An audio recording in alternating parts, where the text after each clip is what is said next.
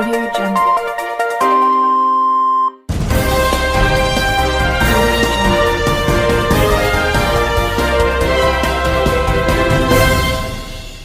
నమస్కారం RK communication city news కి స్వాగతం.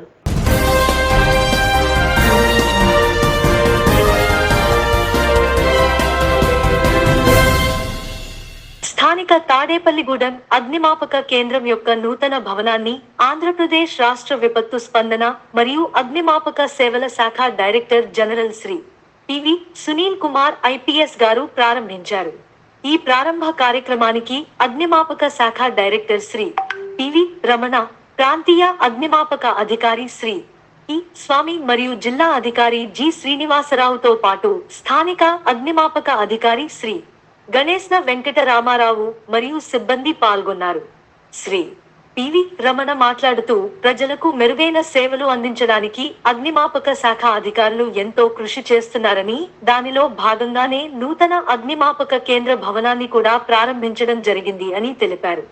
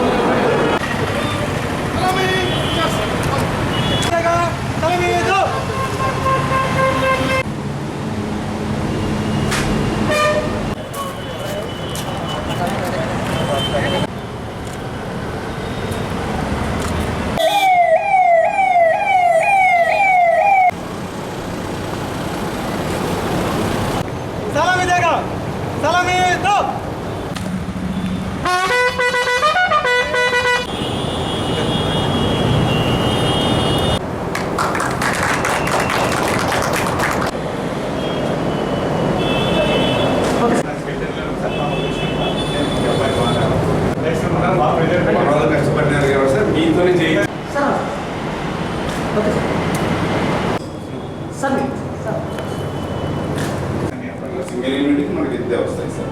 ఇంకా పైకి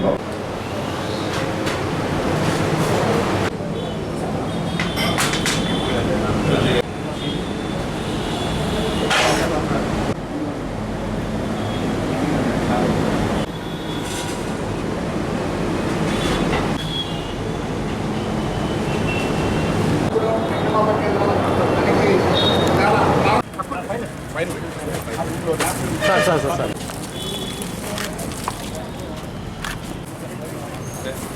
పక్కాగా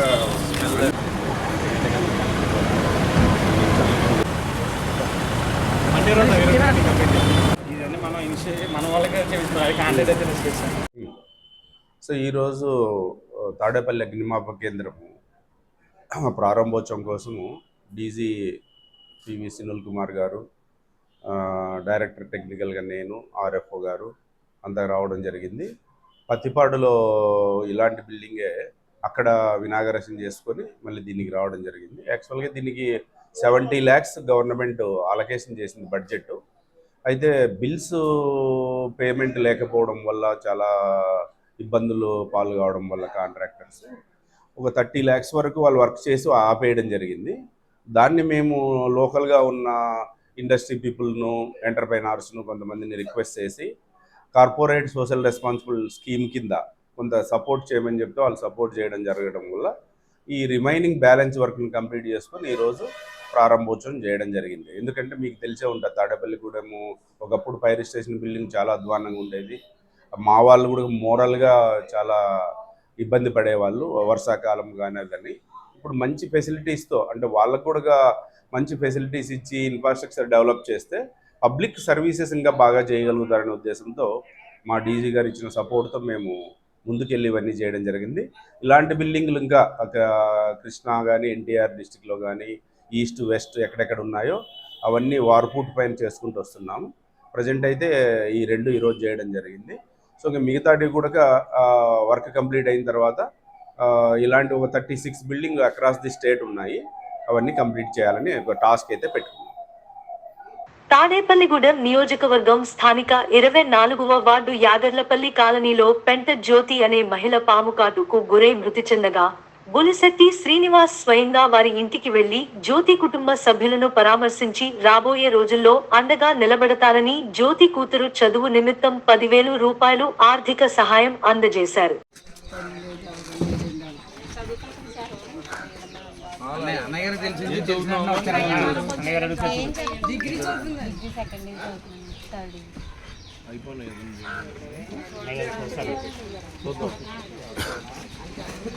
తాడేపల్లిగూడెం సేటియు పట్టణ కమిటీ ఆధ్వర్యంలో సేటియు 54వ ఆవిర్భావ దినోత్సవ జెండా ఆవిష్కరణలు చేపట్టారు. ఈ కార్యక్రమానికి సేటియు జిల్లా కార్యదర్శి కర్రి నాగేశ్వరరావు, సేటియు పట్టణ కార్యదర్శి కరెడ్ల రామకృష్ణలు హాజరయ్యారు.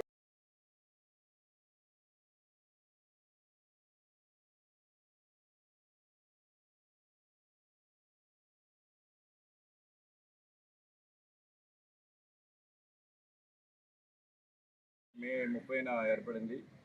అంతకుముందు మనకి 70కి ముందు మన సిఐటియు కాకుండా వేరే యూనియన్లో మనం ఉండేవాళ్ళం.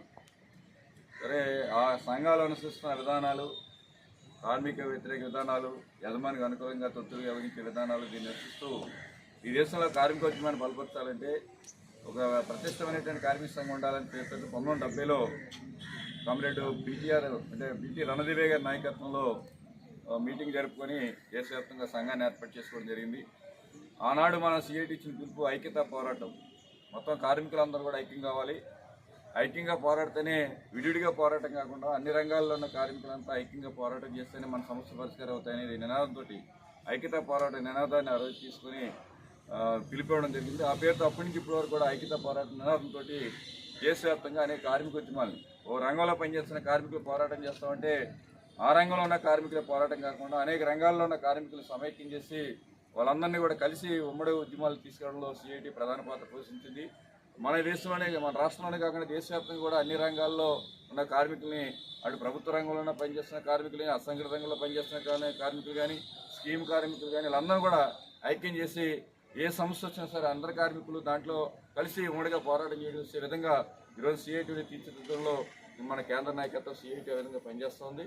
ఈ రాష్ట్రంలో కూడా అనేక పోరాటాలు, ప్రధానంగా ఇటీవల కాలంలో జరిగిన అంగన్వాడీ పోరాటం కానివ్వండి, మున్సిపల్ కార్మికుల పోరాటాలు కానీ, ఆ పోరాటాలు జరిగే సందర్భంలో మనంతా వెళ్ళి దాన్ని సంఘీభావంగా తెలియజేసే పోరాటాల్లో పాల్గొనడం. రెండో వైపు నుంచి దేశవ్యాప్తంగా ఈ కాలంలో ప్రభుత్వం అనుసరిస్తున్న ప్రైవేటీకరణ విధానాలు, సంస్కరణ విధానాలు, అలాగే చట్టాలు, కార్మిక వ్యతిరేక చట్టాలు వ్యతిరేకంగా అనేక పోరాటాలు మనం చేయడం జరిగింది. వాళ్ళందరిలో మన సిఐటి ఒకటే మనం పోరాడితే సాధ్యం కాదు. కాబట్టి దేశవ్యాప్తంగా ఉన్నటువంటి అనేక కార్మికుల్ని, అనేక రంగాల్లో ఉన్నటువంటి కేంద్ర కార్మిక సంఘాలు ఏకం చేసి సమ్మె కూడా పిలిపివ్వడం జరిగింది. అనేక దేశవ్యాప్తంగా జరిగిన సమ్మెలో అనేక సమ్మెలు జరిగాయంటే ఆ సమ్మెలు ప్రధాన కారణం మన సిఐటి ఇచ్చిన పిలుపులో సిఐటియు వాళ్ళందరినీ మన రంగంలో ఉన్న సిఐటి కార్మికులే కాకుండా ఇతర రంగాల్లో ఉన్న సిఐటి కార్మికులు, ఇతర రంగాల్లో ఉన్నటువంటి కార్మికులు కూడా ఏఐటీసీ కానీ, బిఎంఎస్ కానీ, లేకపోతే ఐఎల్టీసీ కానీ అనేక రంగాల్లో ఉన్న కార్మికులు కూడా సిఐటి వాళ్ళందరినీ ఏకం చేసి ఒక రంగం మీద ముందు తీసుకొచ్చి సమ్మె పోరాటాలు తీసుకెళ్ళింది. మనమే కాదు, మన సిఐటియే కాకుండా కార్మిక పోరాటాలతో పాటుగా రైతాంగ సమస్య మీద కూడా పోరాటాలు సిఐటి జరగండి. ఈ కాలంలో జరిగినటువంటి ఢిల్లీలో జరిగిన రైతుల పోరాటాలకు కూడా సిఐటి సంఘీభావం తెలియజేస్తుంది. వాళ్ళతో పాటు రైతులు, కార్మికులు కలిసి ముందుకెళ్ళాలని చెప్తా ఉంది. మరి ఈరోజు సంబంధించి కొత్తగా మనకి కొత్త చట్టాలు వస్తున్న పరిస్థితి మనం చూస్తున్నాం. ఇప్పుడు ఉన్నటువంటి చట్టాలు కూడా కేంద్ర ప్రభుత్వం మళ్ళీ బీజేపీ అధికారంలోకి వస్తే పాత చట్టాలన్నీ తీసేస్తూ ఉంది, కొత్త చట్టాలు అమలవుతున్నాయి. రేపొద్దున కొత్త చట్టాలన్నీ రాబోతున్నాయి. అంటే మనం చెప్పే అనేక సందర్భాల్లో మనం చెప్పుకున్న దాదాపు 44 కార్మిక చట్టాలని కేంద్ర ప్రభుత్వం మార్చేసింది, 4 కోళ్లుగా కుదించేసింది. ఈ 44 కార్మిక చట్టాల యొక్క ప్రభావం కుదించేసిన చట్టాలన్నీ కూడా బీజేపీ వస్తే రేపు అమలు కాకపోతున్నాయి. ఎన్నికల గురించి ఆపారు.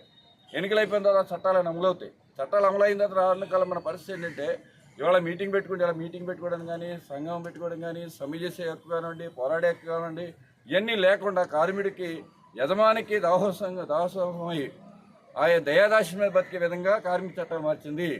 యజమాని కార్మికుడు అంటే హక్కు లేదు, యజమాని చట్టాలు కూడా మార్చేసింది. కార్మిక చట్టాలు, కార్మిక శాఖ కూడా యజమానికి అనుకూలంగా ఉండే శాఖగా మారిపోయింది. అంటే కార్మికులు ఇంతవరకు సమస్య వస్తే లేబర్ డిపార్ట్మెంట్కి వెళ్ళి సమస్య చెప్పుకునేవాళ్ళు.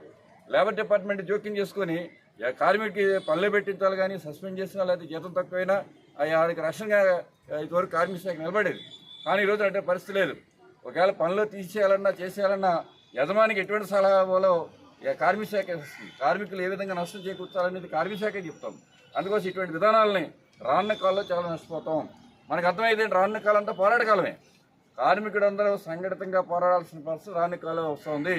మనమే కాకుండా అనేక రంగాల్లో ఉన్న కార్మికులంతా కూడా ఐక్య ఉద్యమాలు పెద్ద ఎత్తున పోరాటాలు చేసే పరిస్థితి వస్తుంది.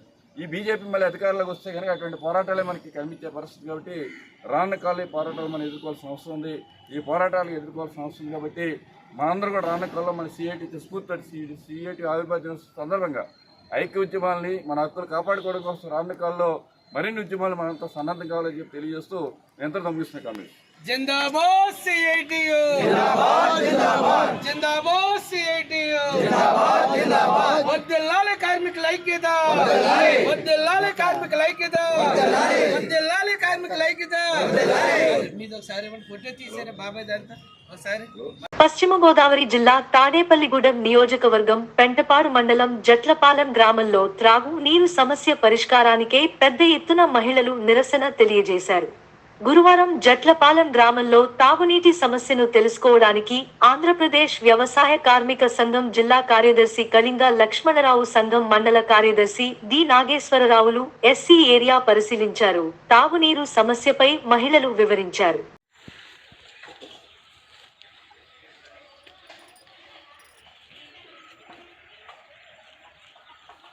ఇవ్వాలి మంచినీళ్ళు గ్రామ ప్రజలకు, ఇవ్వాలి జట్లపాలెం గ్రామ ప్రజలకు మంచినీళ్ళు, ఇవ్వాలి మంచినీళ్ళు, ఇవ్వాలి జట్లపాలెం గ్రామంలో మంచినీళ్ళు, ఇవ్వాలి జట్లపాలెం గ్రామంలో మంచినీళ్ళు, ఇవ్వాలి జట్లపాలెం గ్రామంలో మంచినీళ్ళు, ఇవ్వాలి మంచినీళ్ళు, ఇవ్వాలి త్రాగునీరు, ఇవ్వాలి జట్లపాలెం గ్రామంలో త్రాగునీరు, ఇవ్వాలి జట్లపాలెం గ్రామంలో త్రాగునీరు, ఇవ్వాలి జట్లపాలెం గ్రామంలో త్రాగునీరు.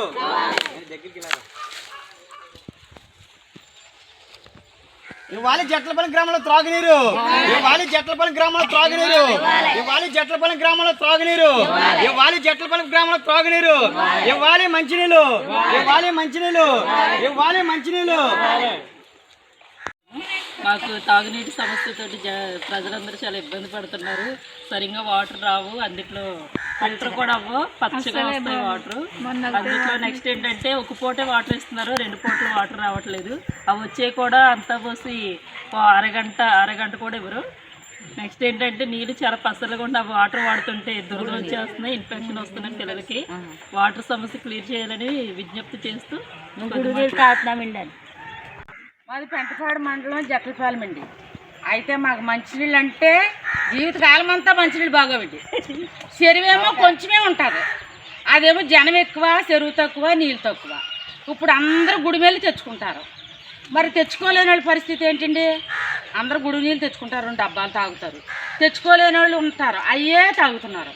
వాటి వల్ల ఏమి ఇబ్బంది వచ్చినా ఇంక జట్లపాలెం వాళ్ళే, ఇంక ఈ మనుషులే తప్ప ఇంకెవరికీ లేదండి సమాధానం. మాకు మంచినీళ్ళు మాత్రం మంచినీళ్ళు ఇవ్వాలండి, 2 పూటలు రావాలా. మంచినీళ్ళు ఇచ్చినా కానీ వాటికి టైం ఉండదండి, మధ్యాహ్నం ఇవ్వచ్చు, సాయంత్రం ఇవ్వచ్చు, పొద్దున్నే ఇవ్వచ్చు. ఉన్నవాళ్ళు అట్టుకుంటారండి, లేనివాళ్ళు లేదు. కానీ మంచినీళ్ళు మాత్రమే మాకు సప్లై చేయాలండి, గవర్నమెంట్ ద్వారా అడుగుతున్నాం. నమస్కారం అండి మీ అందరికీ. మా జట్లపాలెం అండి.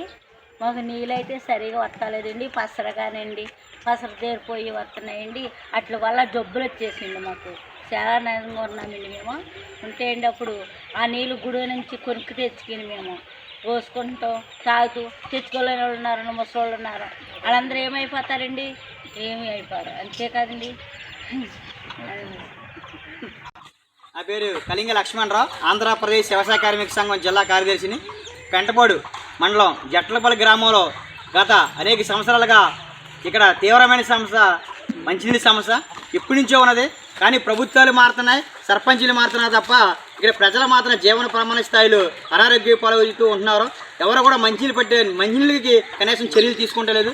ఎందుకంటే ఈ రోజున జట్లపల్లి గ్రామంలో సరైన త్రాగునీరు లేదు. ఇప్పుడు ప్రజలు అనేక ఇబ్బందులు పడుతున్నారు. ఈరోజు పసర నీళ్ళు ఒక సమయం అంటూ లేదు ఇక్కడ మంచినీళ్ళు ఇవ్వడానికి.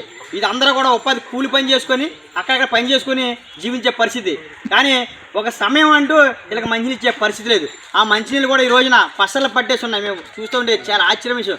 అవి తాగడం వల్ల విరోచనాల తర్వాత అనేక వాంతులు అయిపోయి డబల్ టైఫాయిడ్ వచ్చేసి కామెర్లు వచ్చే పరిస్థితి ఉంది. చాలామంది ఈ రోజున ఏ ఊరు తాడేపల్లిగూడెం జిల్లాలో ఎక్కడికైనా వెళ్ళి ముందు టెస్టులు చేస్తే మీ జట్లపాలెమా అని అడుగుతున్నారు. అంటే ఈరోజు రక్తం కూడా ఆ విధంగా తయారైపోయింది ఈ జట్లపాలెంలో. కనీసం నాయకులు పట్టించుకునే పరిస్థితి లేదు, ప్రజాప్రతినిధులుగా ఎన్నికైన వారు కూడా పట్టించుకునే పరిస్థితి లేదు, అధికార యంత్రాంగం అయితే అసలు ఈ గ్రామాన్ని చూసే పరిస్థితి లేదు. వాళ్ళు ఏంటి టయానికి వస్తున్నారో అటెండ్ చేయించుకుని వెళ్ళిపోతున్నారు తప్ప ప్రజల హాల రోడ్ల వ్యవస్థ ఎలా ఉంది, మంచినీళ్ళు ఎవరిని పట్టించుకునే పరిస్థితి లేదు. ఇలా తీవ్ర అనారోగ్య పాలైపోతున్నారు, చాలా ఆవేదనతో ఉన్నారు ప్రజలు. కాబట్టి ప్రభుత్వం కానీ అధికార యంత్రాంగం కానీ తక్షణమే ఈ మంచినీటి సమస్య పరిష్కరించి చేయాలి. ఎందుకంటే ఇదే కొనసాగితే ఈ గ్రామం చాలా తీవ్రమైన దుర్భరమైన పరిస్థితికి వెళ్ళిపోతుంది. రేపు రానున్న రోజుల్లో వాళ్ళ పిల్లలు కూడా చాలా రక్తహీనతతో పడే పరిస్థితి, అనారోగ్య పాలైపోతారు రేపు పొద్దున్న. దీనివల్ల జీవన ప్రమాద పెరిగిపోయి ఈ ఊరు అగోచరంగా తయారయ్యే పరిస్థితి ఉంటుంది. కాబట్టి అధికార యంత్రాంగం తక్షణమే ఈ మానవతా దృక్పథం ఆలోచించి జట్లపాలెం గ్రామంలో ఏదైతే సమస్య ఉందో మంచినీళ్ళు ఫిల్టర్ బెడ్లు తక్షణమే బాగు చేయాలి. అది బాగు చేసి తక్షణం మంచినీళ్ళు సౌకర్యం కానీ ఒక పూట ఇచ్చింది 6 గంటలకు ఇచ్చి వాళ్ళ కనీసం ఏం అడుగుతలేదు, మిమ్మల్ని మంచినీళ్ళు ఏమో అడుగుతున్నారు. ఆ మంచినీళ్ళు కూడా ఇచ్చే పరిస్థితి, దౌర్భాగ్య పరిస్థితిలో ఈ జట్లపాలెం నాయకత్వం, ఈ ప్రజలు ఎవరైతే అధికారులు ఉన్నారో వీళ్ళందరూ కూడా ఉన్నారు. కాబట్టి ఇప్పటికైనా ఈ మంచినీళ్ళ సమస్య పరిష్కారం చేయకపోతే వ్యవసాయ కార్మిక సంఘం ఆధ్వర్యంలో ఈ సమస్య పరిష్కారం చేయకపోతే అవసరం వస్తే మేము రానున్న రోజుల్లోనూ మొత్తం అందరం తీసుకెళ్లి ఎండిఓ కార్యాలయం ముట్టడి చేస్తామని ఈ సందర్భంగా తెలియజేస్తా ఉన్నాం. మాట్లాడండి. తాడేపల్లిగూడెం ఉల్లిపాయలు మార్కెట్ ఆఫీస్ వద్ద సేటియు ఆవిర్భావ దినోత్సవం సందర్భంగా సేటియు జెండా ఆవిష్కరణ చేశారు. ఈ రోజు తాడేపల్లిగూడెం సేటియు ఆవిర్భావ దినోత్సవం సందర్భంగా చల్లా చంద్రరావు అధ్యక్షతన సేటియు జెండా ఆవిష్కరణ చేశారు. అనంతరం సభను ఉద్దేశించి సేటియు జిల్లా ఉపాధ్యక్షులు సిరపరుపు రంగారావు, నాయకులు అల్లు సుబ్బారావు, బంకురు నాగేశ్వరరావు మాట్లాడుతూ సేటియు 1970లో ఏర్పడిందని, అతి కొద్ది మందితో ఏర్పడిన సేటియు దేశవ్యాప్తంగా అన్ని రంగాల్లో విస్తరించి కార్మికులు సమస్యల పైన, కార్మికులు ఆర్థిక సమస్యల పైన పెద్ద ఎత్తున ఆందోళన పోరాటాలు నిర్వహిస్తూ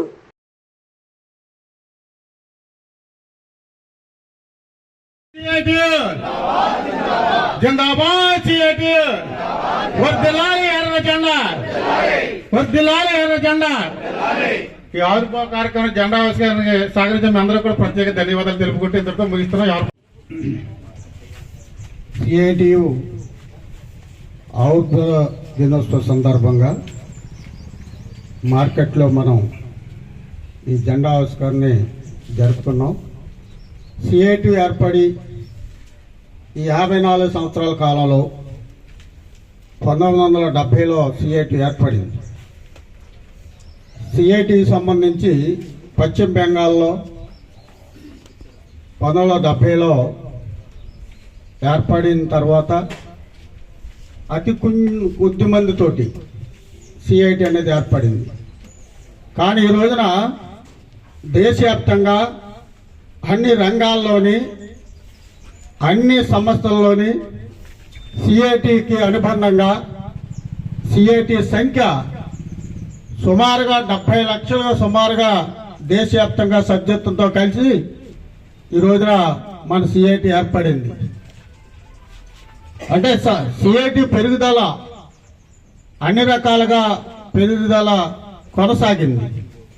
దీనికి ప్రధాన ఉద్దేశం కార్మికుల సమస్యల మీద, కార్మికులు ఆర్థిక అంశాల మీద పెద్ద ఎత్తున ఆందోళన, పోరాటాలు నిర్వర్తించడం జరిగింది. ప్రభుత్వ చట్టాలని, కార్మికులకు వర్తించే చట్టాలని ఏ రకంగా కార్మికుడికి చట్టాలు వర్తింపు చేయాలన్న ఉద్దేశంలో కూడా అనేకమంది కార్యక్రమాలు, పోరాటాలు నిర్వర్తించడంలో కీలక పాత్ర పోషించింది. ఈ రోజున మనం చూస్తున్నాం సిఐటి అమలు రంగంలో కావచ్చు, ఇండస్ట్రియల్ రంగంలో కావచ్చు, రాష్ట్ర వ్యాప్త రంగాల్లో ఐకేపీ యానిమేటర్ కానీ, అంగన్వాడీ వర్కర్స్ యూనియన్ కానీ, మధ్యాహ్న భోజన పథకం కార్మికులు కానీ, ఆశా వర్కర్స్ కార్మికులు కానీ, మున్సిపల్ కార్మికులు ఉద్యోగులు వాళ్ళ సమస్యల మీద కానీ, పంచాయతీరాజ్ కార్మికుల సమస్యల మీద కానీ, అదేవిధంగా ప్రైవేటు గొడవల్లో పనిచేస్తున్న కార్మికులు కానీ, బ్యారేజీలో పనిచేస్తున్న కార్మికుల సమస్యల మీద కానీ, వీళ్లతో పాటుగా లాయర్లు సంఘాలు కూడా ఈ రోజున అనేకమంది సంఘాలు ఏర్పడే దాంట్లో సిఐటి కీలక పాత్ర పోషించింది. అన్ని రంగాల్లో విస్తరించింది. అన్ని సమస్యల్ని పరిష్కారానికి ముందుండి పోరాడి వారి సమస్యల పరిష్కారానికి నిలబడింది. ప్రభుత్వాలు మారినా, అనేక ప్రభుత్వాలు మారుతున్నా సమస్యలకు మాత్రం ధీటుగా నిరంతరం పోరాటంలో మాత్రం ముందుండి పోరాటాలు చేస్తుంది.